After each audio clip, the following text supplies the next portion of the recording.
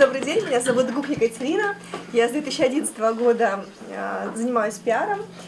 Помимо этого я инвестор.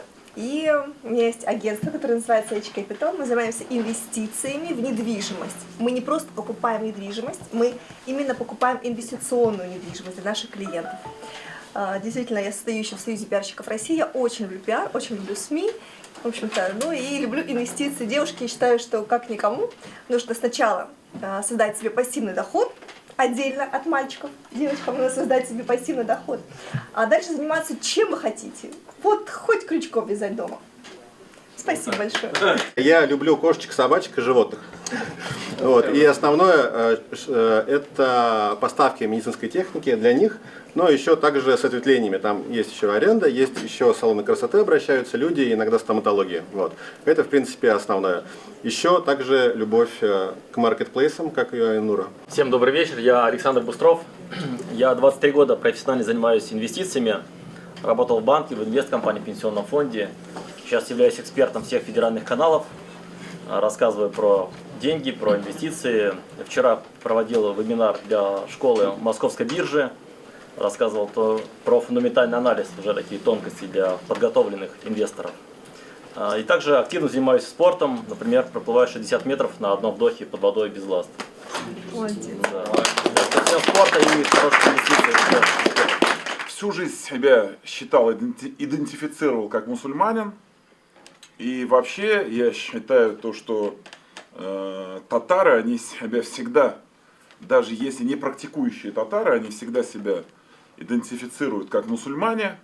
Может быть, не все читают намаз, может быть, не все соблюдают уразу, но у всех вот в душе, там, от бабушки, от давани, от давати, от предков осталось вот это доброе мусульманское наследие. И с 2004 года я на намазе.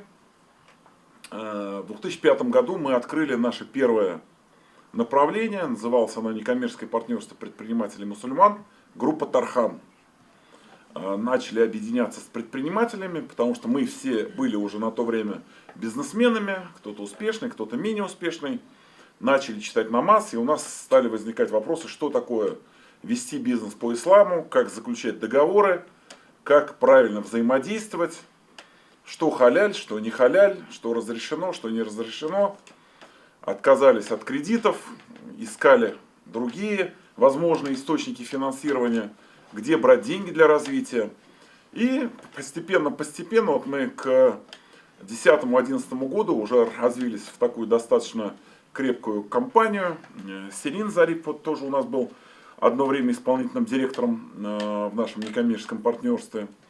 И в 2011-2012 году мы уже учредили, создали АПМРФ, Ассоциацию предпринимателей мусульман Российской Федерации. На сегодняшний день у нас свыше 15 тысяч членов по всей стране. Работаем мы по всей стране. 15 международных представительств у нас. До СВО мы являлись ежегодно представителями России в Организации Объединенных Наций. Мы ездили нашей командой в европейское отделение, в Женеву. И представляли нашу страну как одну из самых успешных общественных организаций. О чем бы сегодня вам хотел рассказать.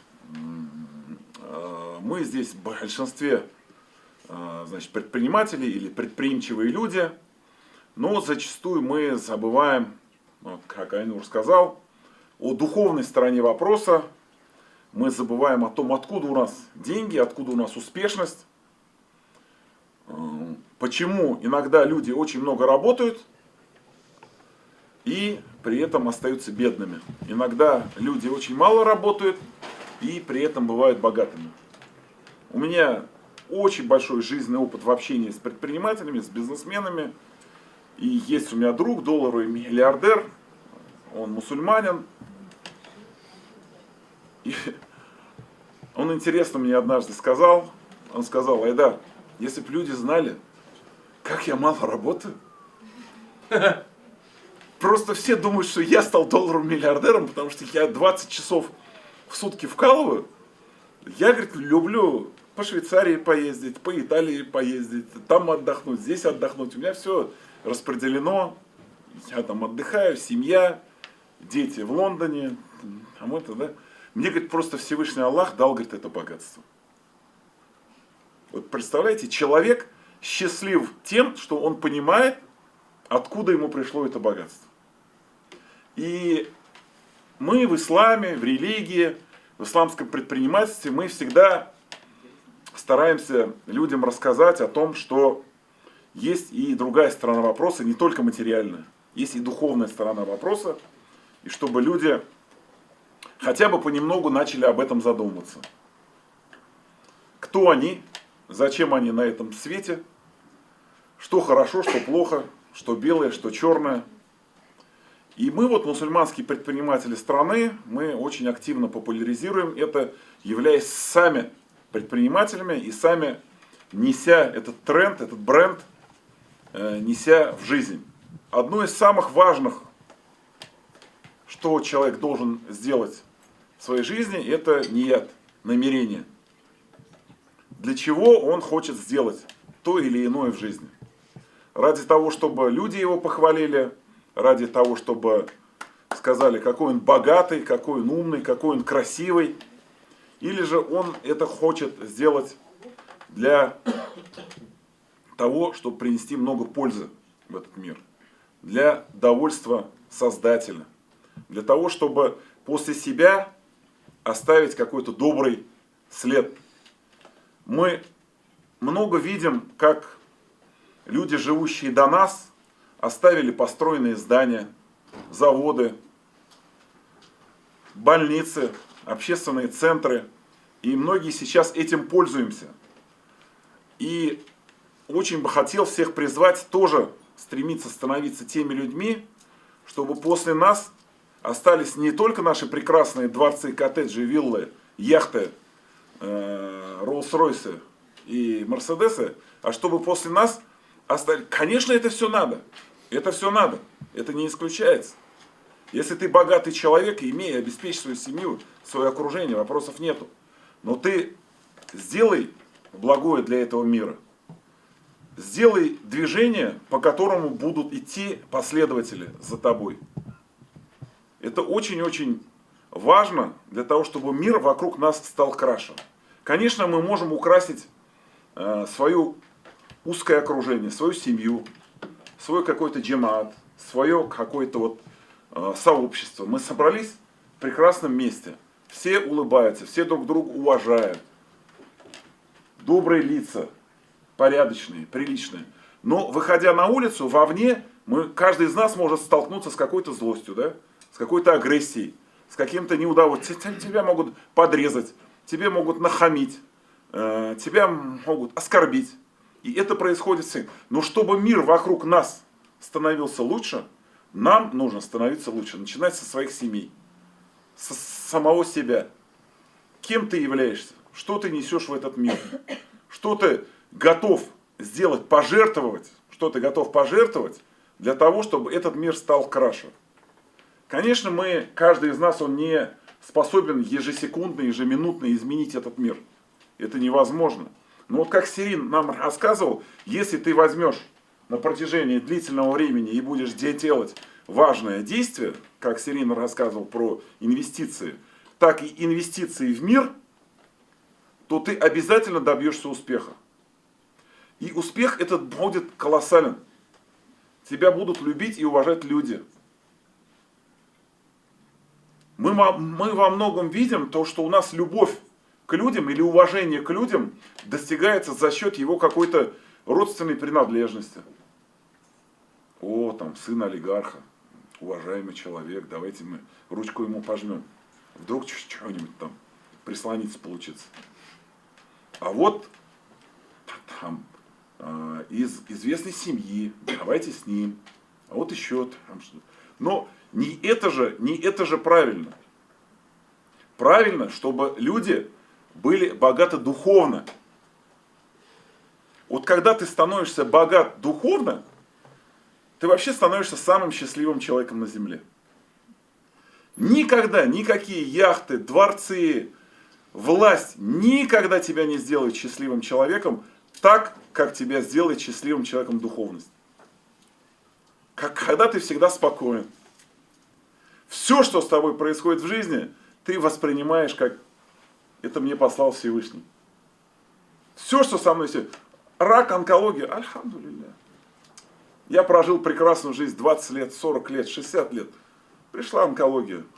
Я столько сделал хорошего. Оставил детишек. Еще вот у меня есть 2-3 года, я еще сделаю столько прекрасного. Еще что-то произошло, еще что-то произошло. Ты всегда счастлив, ты всегда спокоен. Ни за какие деньги, ни за какие удостоверения, ни за какие блатные номера ты никогда не получишь спокойствия в этой жизни. Поэтому, друзья, задумайтесь, пожалуйста, о духовности. У нас есть здесь, как я понимаю, не только мусульмане. Я хочу сказать, что Бог Он один, Бог един. Поэтому здесь мы ни в коем случае не конфликтуем ни с какими другими конфессиями. Мы не призываем то, что это хорошо, это плохо. Каждый человек имеет свой выбор. Каждый человек будет за свой выбор спрошен в судный день. Поэтому здесь речь идет о духовности. Я свой выбор сделал, я мусульманин, альхамдулилля. Если кому-то интересно что-то узнать про ислам, это на сегодняшний день несложно. Ислам это открытая религия. К сожалению, во многом ее средства массовой информации показывают с неблагоприятной стороны. И вот даже такой простой пример, когда значит, какой-нибудь там троллейбус улетит в речку, кто бросился спасать? Там 2 парня, россияне, показывают их по телевизору, бородатые, это россияне. Вот. Если кто-то там на самокате там что-то не то сделал, то это уже плохое, что сделал, то это уже мусульманин. Это вот вообще такой стандартный тренд для СМИ. Вот все, что в негативе, это вот мусульманин. А все, что хорошее, это россиянин. Вот. Но, альхамдулилля, мы не переживаем, движемся, развиваемся. На сегодняшний день в нашей ассоциации очень много направлений. И одно из важнейших из них – это развитие исламской науки и образования. Мы очень много времени, физических сил, материальных средств уделяем развитию исламской науки и образования. Мы за то, чтобы открывались новые медресе, работали образовательные центры. Ислам на протяжении столетий на нашей планете был кузницей ученых. Все великие открытия совершались под брендом ислам, но, к сожалению, потом мы углубились в распри друг с другом и немножечко отстали от мира. Все современные технологии в медицине, в астрономии, в математике, в химии, в физике были в свое время открыты мусульманскими учеными. Друзья, я призываю каждого из вас задуматься не только о своем личном материальном богатстве, но и задуматься о своем сердце. Чтобы сердце каждого из нас было не черствым. Чтобы сердце каждого из нас было добрым, открытым к этому миру, к развитию. И когда мы выстроим взаимоотношения с Господом Богом, со Всевышним Аллахом, Всевышний Аллах нам этот мир постелит перед нами. Все, что мы достигаем, мы все это получим. Все инвестиции, про которые призывал Сирин, мы все это получим. Но через что? Через то, как мы правильно будем жить в этом мире, будем помогать людям. Это обязательно, это необходимо, потому что Всевышний создал нас, вот, например, меня и те, кто здесь присутствует, предпринимателями. Всевышний нас наделил возможностью помогать другим людям, и мы обязательно должны этим заниматься. Огромное спасибо еще раз организаторам за то, что они проводят такие мероприятия, собирают нас вместе. Это прекрасная возможность познакомиться друг с другом, начать покупать друг у друга их товары и услуги. Это очень важно. Мы должны, каждый из нас должен сделать друг друга богаче. Не надо стесняться. Нужно уметь покупать у своего друга, у своего товарища, у тех, с кем ты общаешься, товары и услуги. И тогда этот человек станет богаче. И это будет прекрасно. Мы должны стремиться другого сделать богаче. Потому что он будет так же украшать этот мир, как его украшаешь ты. Не себе одному, а подари своему окружению. Подари своему окружению возможность его развития. Вот для этого в том числе собираются такие коллективы, такие клубы, такие мероприятия, где мы познакомимся, где мы станем ближе друг к другу. И не секрет, у большинства из нас есть дети, дети растут, их нужно знакомить друг с другом, их нужно знакомить с нашими традициями, с нашими обычаями, а у нас у татар очень прекрасные обычаи, очень прекрасные традиции, и мы должны здесь соревноваться с теми трендами, в которые люди вкладывают миллиарды, триллионы долларов, и эти все тренды отражены в игрушках, в соцсетях, и мы прекрасно знаем, потому что наших детей покупают за миллиарды долларов, а у нас не всегда хватает времени давать им адаб, ахляк, воспитание. И поэтому, знакомясь вот здесь, мы будем передавать наши традиции, наши знания, наши умения, наши таланты нашим детям. А наши дети завтра будут создавать новые семьи. Это дети, семьи и развитие и татар, развитие ислама, развитие нашей духовности. А в целом это развитие положительных, позитивных людей на планете. И каждый из нас внесет свою частичку. Пусть Всевышний Аллах будет всеми вами доволен. Выступление, наверное, было скучно, но для меня это прекрасная возможность каждому из вас в сердце хоть немножечко прибавить такой капельки, чтобы вы задумались о вечности, задумались о прекрасном, о том, что не только рублем единым жив человек, но и нужно обязательно думать о духовности. На нашу ассоциацию вы всегда можете найти выход через Айнура. Мы работаем активно, представлены во всех соцсетях. Узнавайте о нас. У нас свыше 15 тысяч членов, и поэтому мы представлены практически во всех сферах бизнеса. Абсолютно во всех. И у нас принцип «покупаем у своих». 99,9% я все свои расходы в жизни осуществляю только в рамках нашей ассоциации. И также все те, кто у нас находится, мы покупаем друг у друга.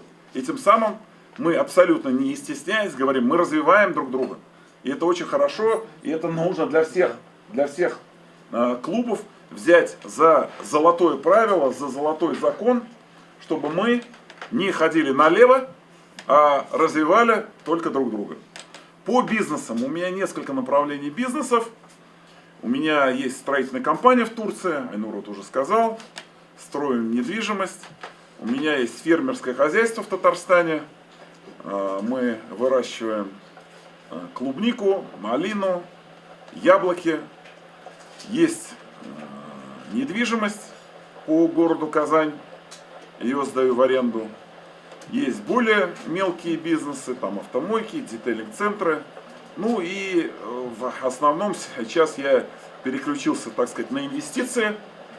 Я практически во всех бизнесах не являюсь управляющим, я являюсь владельцем.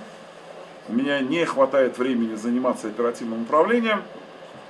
Наверное, из всей моей активности 90% занимает это наша ассоциация АПМРФ. Не стал много рассказывать про ассоциацию, у нас действительно очень много направлений, очень много активностей.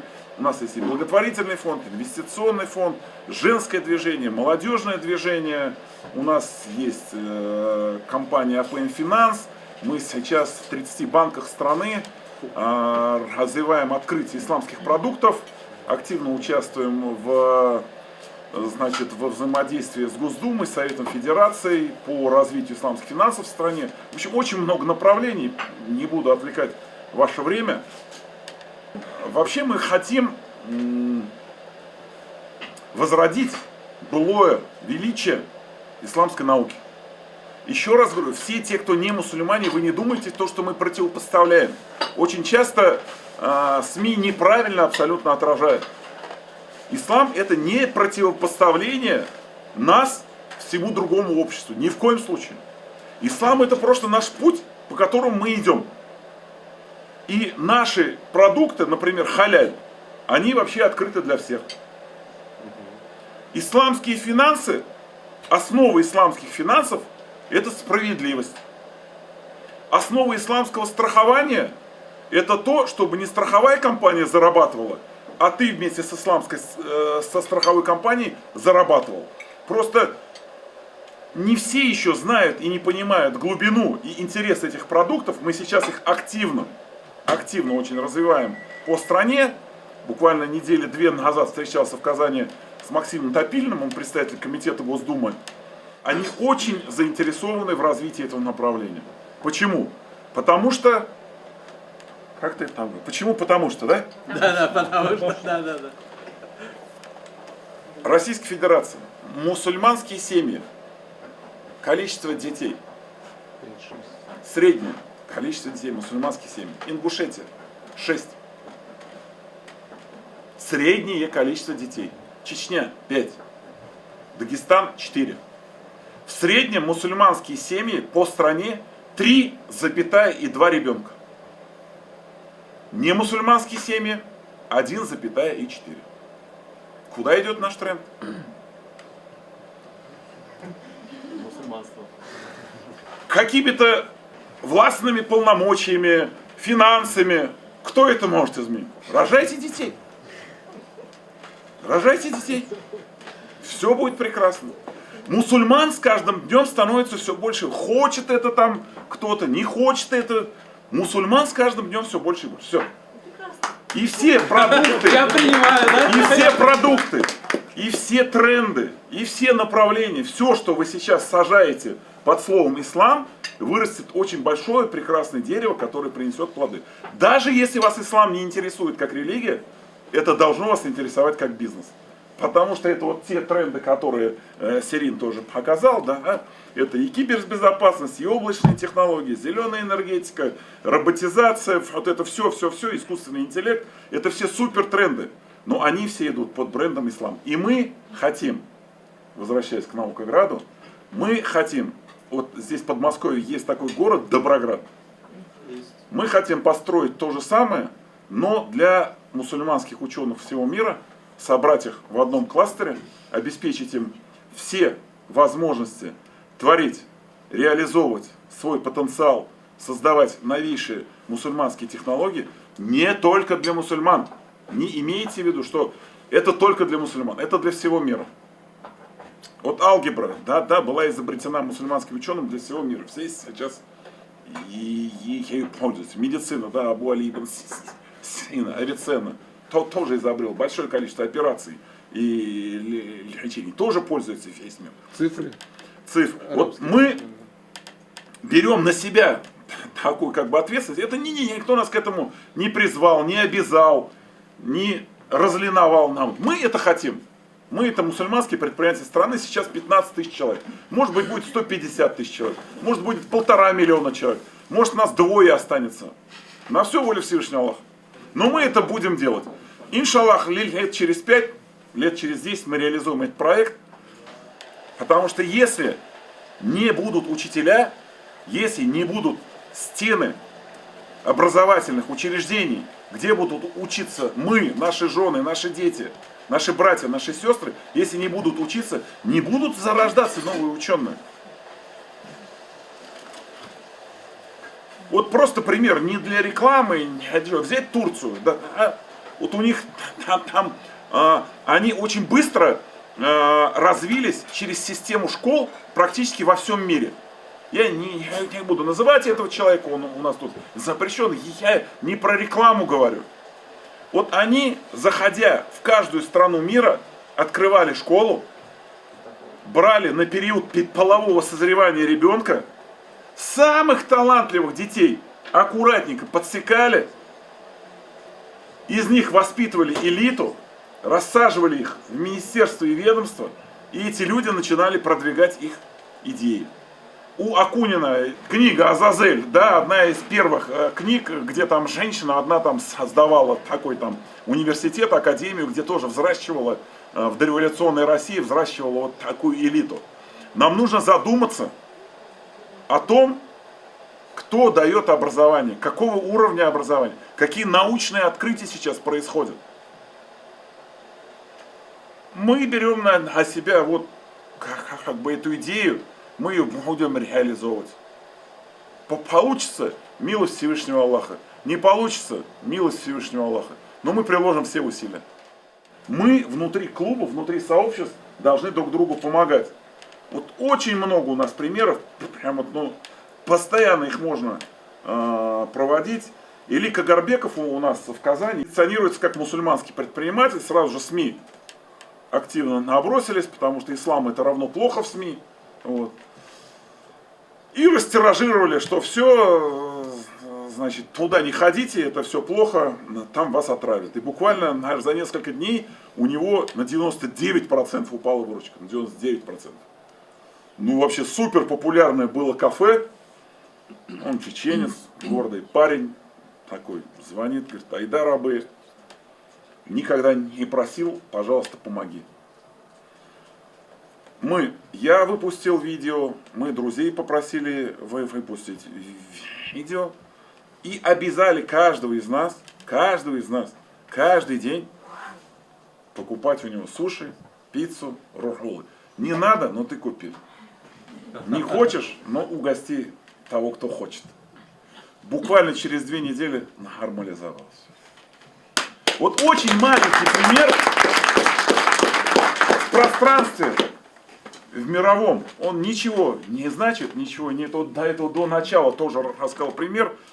Коронавирус начался, все нашей ассоциации, Фарид Вкуснотеев, у него компания, он испек большое количество чак-чака, и то ли с Магнитом, то ли с Пятерочкой у него был договор, объявили там, вот, резкая приостановка всех движений человечества у нас на планете. И у него то ли Магнит, то ли Пятерочка отказалась от вот этих грузовиков с чак-чаком. Айдар Абы, все, я банкрот, у меня тут сейчас там на такую большущую сумму. Я говорю: брат, вообще не проблема. Всех обзваниваем и говорим: каждый из вас, вот каждый из вас обязан сегодня у Фарида купить ящик чак-чака. Не пачку чак-чака, а ящик чак-чака. Он не гниет, не умирает от него. Возьми, поставь у себя дома. Тебе не нужен он, я понимаю. Но брат страдает. Все вот эти фуры у него раскупили за 3 дня, человека спасли от банкротства. Вот таких примеров много. Такие примеры обязательно создавайте в своих сообществах. Это резко утепляет людей. Резко утепляет людей. И помогает людям. И мы этим являемся примером для другого мира. Как надо поступать? Не утопить человека, не утопить конкурента, а просто помочь, протянуть руку помощи.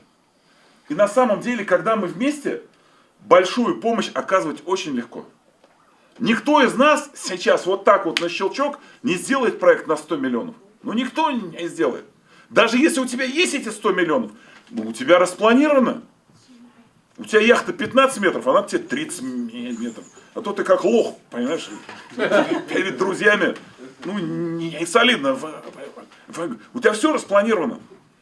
А когда вы берете 100 человек, 200, 1000, 5000 человек и говорите: а давайте мы для штаба татар в Москве сделаем здание с конференц-залом, с молитвенной комнатой, с татарским крутым рестораном. Давайте мы вот это сделаем. И на самом деле это сделать вот так вот. Это сделать легко. Вот организаторы должны развить вот этот вот маховик. А каждый из нас поможет. Потому что каждому из нас 100 тысяч, 200 тысяч, 500 тысяч отдать несложно. Но идея, организаторы и прекрасно реализованный проект. Вот это популяризируйте в своих клубах. Мы поздравляли лучшей татаркой по Москве.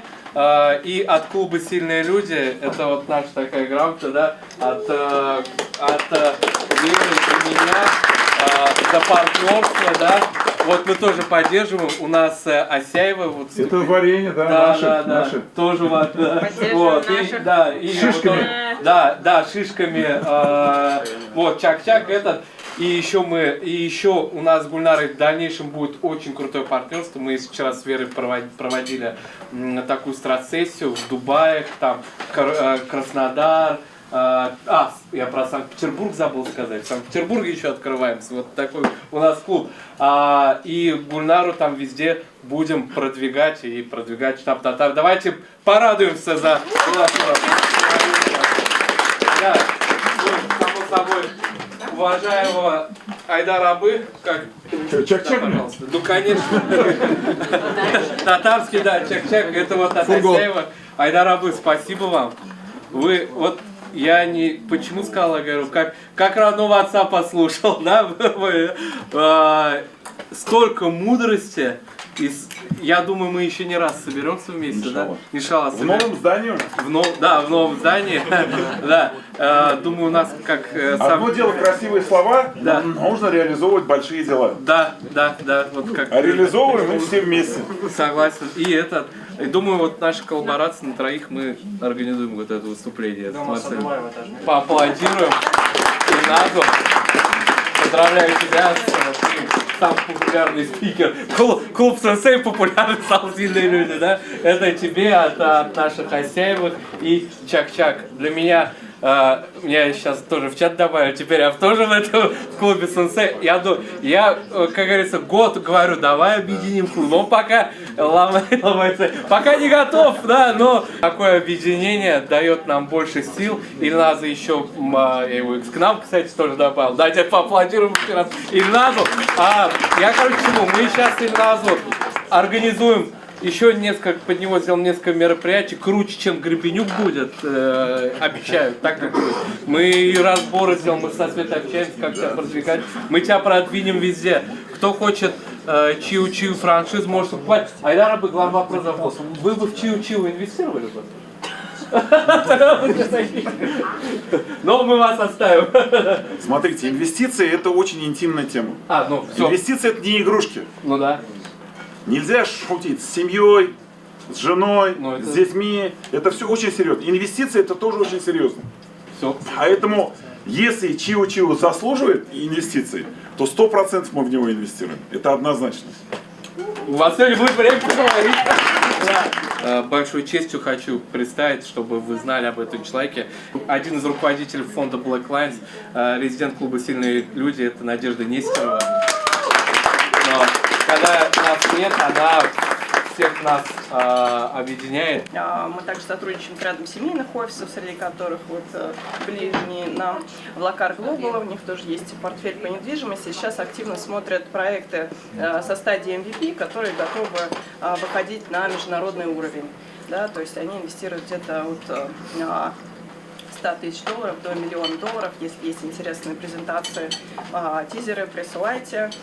Также мы с коллегами помогаем предпринимателям в привлечении доступного по возможности, да, кредитования вариантов. Вот с Екатериной также, которая тоже выступала сегодня, планируем форум в феврале. Сейчас активно готовимся по различным инвестиционным продуктам, как для банков, предпринимателей, бизнеса, аналитических подразделений и так далее, чтобы посмотреть, какие тренды нас ждут в следующем году и каким образом из депозитов переходить в какие-то другие продукты, потому что, как уже сегодня сказали наши спикеры, ставка не вечная, текущая, да, и нужно думать о том, как диверсифицироваться и переходить, опять же, в продукты с добавленной стоимостью, были ручками, вот как сегодня тоже выступали наши спикеры, как приумножать это благо в денежном эквиваленте, долгосрочно выстраивать свою стратегию реализации. Так что, если что, обращайтесь, будем рады, у нас здесь очень много партнерств и смежных ассоциаций, как я уже сказала, и по исламских финансам и продуктам, также сотрудничаем с международными компаниями в рамках BRICS-Pay, тоже у нас есть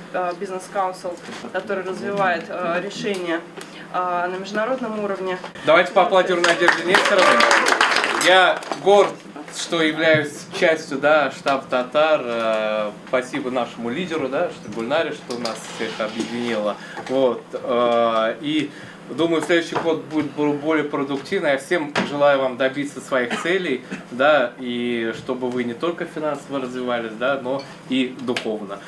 Большое спасибо вам от меня. Это мое, наверное, последнее слово. Поэтому у вас все получится, вы крутые. Как говорят, по воле Всевышнего сегодня собрались. Бог дает ответ через людей. Много ответов сегодня я получил. И прям, ну, прям кайф. Вот, я рад, что этот год заканчиваю. Я хочу передать слово все-таки лидеру нашему, Гульнаре Ярулиной. Да, она расскажет еще подарочек прессы. И... Так. Да. Да, Айдар Абы, спасибо большое за выступление. На самом деле вы рассказали всю суть нашего движения. Вот я на кулуарах тоже там сказала, Айдар Абы, то, что мы реально вот сообщество татар и башкир в Москве, знают, наверное, все, кто у нас в клубе состоят. Я являюсь таким человеком, который в Москве ведет татарскую деятельность, и все говорят: ой, татарка, везде, куда я не приду, татарская, все только татарская. И на самом деле, как вы говорите, то, что в клубе покупаем только у своих, помогаем только своим, я придерживаюсь точно такой же концепции. Вот есть люди, которые на самом деле сами всегда говорят, чем помочь, давай, Гульнара, поможем. Я всегда только рада вашей инициативе и всегда поддерживаю всех, кто также знаком со мной и с кем я соприкасаюсь в Москве. Все знают, все ко мне обращаются, у кого что купить, где чак-чак взять. Все контакты у меня, также пишите. Я только рада делиться всеми теми активными предпринимателями, татарами, башкирами в Москве. Все контакты можете у меня брать, я только рада делиться ими. И также, как вы говорите, все у себя, у своих же покупаем. У нас также очень много, конечно, представленная татарская выпечка, сандугач, татар-лавка, могу тоже всех перечислить. К сожалению, ресторана у нас, конечно, мало, но есть. У нас есть ресторан «Мирадж», у нас есть ресторан «Идель», то есть также мы проводим меджлисы там. Если какие-то там вопросы, в любом случае отвечу. Также через Айдара Абы будем продвигать наше татарское, мусульманское сообщество. Вот, активно пользуюсь услугами всех наших деятелей, предпринимателей в Москве. И также хочу представить, что вот также у нас сегодня явство, конечно же, татар-лардан, чак-чак, рыба, вот Лилия, да, представила. А сегодня также еще хочу представить Эльвиру, девушка, которая сама предложила сегодня сделать подарочек каждому. И у нее своя стоматология в Москве, также у которой я лечусь, и всем вам советую и принудительно обязаловка. Все, что вы ехали к Эльвире, понятно, после этого все едем к Эльвире. Эльвира, встань, пожалуйста, давай представься. Здесь я вот только вот знаю Гульнару, вот знаю Ильгиза, да, с которым познакомились на сайте знакомств. Да, девушка, он свободен, да. Поэтому, да, ну а чего вы, что всем нужно кого предлагать, вот если кто свободен, пожалуйста. Ну вот, поэтому... Да, значит, я сама родом из Уфы. С 2012 года я здесь в Москве живу, закончила там медицинский, проходила интернатуру в Москве, ну так и осталась здесь. Много училась, защитила кандидатскую и как бы всегда хотела открыть свою клинику. Как бы я это знала, что это будет. И на тот момент, наверное, не было никакого страха, но там пандемия, конечно, наложилась и так далее, но как бы я справилась. Я сейчас очень волнуюсь, народу много, так немножко, ладно. Ну, открылись мы на Ленинском проспекте, клиника предоставляет все услуги, мы лечим детей, взрослых, от профгигиены до там, сложнейших каких-то операций, есть там своя операционная. Новейшее оборудование. Ну да, у нас все хорошо, все хорошо, лаборатория. Да. Сама была, просто мне очень понравилось. Такой добродушный персонал. После моей рекомендации очень много татар приехало к Эльвире. И просто столько много отзывов, хороших, положительных. Цены, да, конечно же, демократичные. Ну, для вас, нас специально делает скидку Эльвира. Да. И вот. И как говорят, что в гости с пустыми руками не приходят, у меня там для каждого есть подарочек, они под елочкой, да, пожалуйста, берите, да, это как бы от души. Очень важно, вот прям реально, мы сейчас наметили, да, расскажите своим знакомым. Сейчас просто нужно очень быстренький, короткий роуд-мэп. Мы хотим открыть татарский, мусульманский ресторан, чтобы было все халяль, да? Для этого нужно первое найти команду, кто будет руководить этим рестораном. Вот. Вот вы все знаете, определите команду. Потом создайте того человека, кто будет собирать деньги на реализацию этого проекта. Третье, найдите того, кто занимается недвижимостью. Пусть он на протяжении месяца, 2, 3, 4 найдет хорошую локацию. Потому что в ресторанном бизнесе есть 3 главных правил успешности. Знаете их, да? Первое — это локация, второе — это локация, и третье — это локация. Найдите хорошее помещение, реализуйте этот проект, и человека назначьте, кто соберет деньги. Но не грустите, вот опять деньги. Реализуйте этот проект. Вот 2025 год. Сделайте татарский ресторан крутой. Сделаем татарский ресторан крутой в Москве. Ну давайте, это же не сложно вообще. Для каждого из нас будет место, куда можно прийти. Для каждого из нас. Грустят. Возьмитесь, загоритесь уже, это так легко сделать. Прибыль от этого проекта направьте на развитие штаба татар. Чтобы все видели, то, что деньги идут там не на очередную виллу. Для Гульнары Ханум в Дубае. Если будет вилла, мы будем и там собираться. В Дубае. А будет реализован проект финансовой поддержки, эндаумент фонд такой, да, для поддержки штаба татар. Легко сделать, элементарно. На открытие ресторана примерно там 200-300 квадратных метров вам там понадобится, ну в зависимости от интерьера, 30, 40, 50 миллионов. Вообще легко соберем. Я вам расскажу пример. В Москве был организован примерно месяц или 1,5 назад. Нашли помещение под молельную комнату.